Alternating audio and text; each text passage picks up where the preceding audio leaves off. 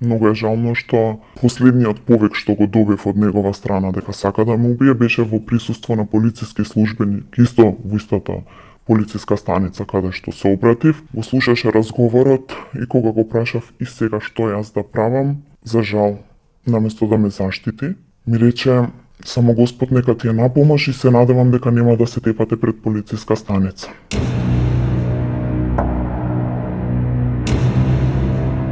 Почна како психичко, меѓутоа после одреден период стана физичко насилство. За жал, немав храброст да донесам одлука дека сакам да заминам од таму затоа што сакав да си ги заштитам децата и не сакав децата да растат без родители. Меѓутоа тоа е најголемата грешка што ја направи во мојот живот, затоа што ја заштитувајќи ги децата, јас бев личноста која што најмногу беше повредена од целата ситуација. Многу пати ми имаше малтретирано, многу пати ми правеше финансиска контрола, многу пати ме контролираше на моето работно место, мада што јас бев несвесно дека тоа е контрола, еден вид од негова страна, заради тоа што мислев дека премногу ме сака, но сакањето не било тоа.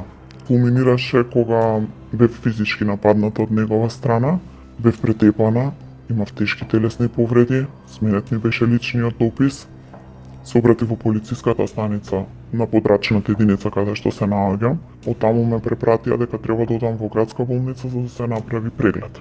Кога направивме прегледот со документите, веднаш отидов во Институтот за семејно насилство, поднесов кривична пријава. Ја поднесов кривичната пријава, меѓутоа и ја повлеков. Ја повлеков од причина што имав преголем притисок, значи од сите што беа околу мене. Зборам од моите деца, од него, иако имаше он мерки, безбедносни мерки кои што му беа изречени од страна на институциите, он ги прекрши и тука се јави паника кај мене дека јас ќе останам повторно без моите деца, повлеков пријавата. Беше одреден период мирен, смирен, но за жал повторно насилството излезе на виделина, каде што повторно ме нападна, ми се закануваше со убиство.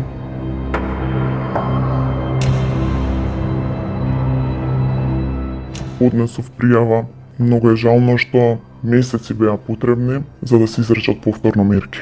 Од кога поднесов во Институтот за семејно насилство се упатив во Центар за социјална работа затоа што повторно мора и таму да се пријави дека било повторен настан. За жал не бев примена од страна на социјалниот работник, ми беше насочено дека морам да се јавам телефонски затоа што на во текот на денот имала премногу работа и не било туку така едноставно дека веднаш ќе бидеш примен кога ќе отидеш во Центарот за социјална работа.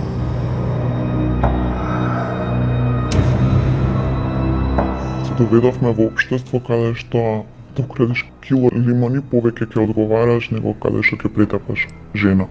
Како ние да бидеме заштитени? Како да имаме доверба во институциите? Последната кривична пријава има поминато долг период, јас не сум викната пред јавен обвинител се уште. Доколку би знаеле дека може да се обратат некаде и да побараат и законот да ги заштитува, секако дека нема некој да трпи, некој некого да малтретира. Секогаш има излез. Секогаш има излез. Не е лесно, треба да се бориш, меѓутоа не треба да се откажуваме затоа што еден живот имаме и треба да се живее. И не сме да ни го одземе никој кој што не ни го дал.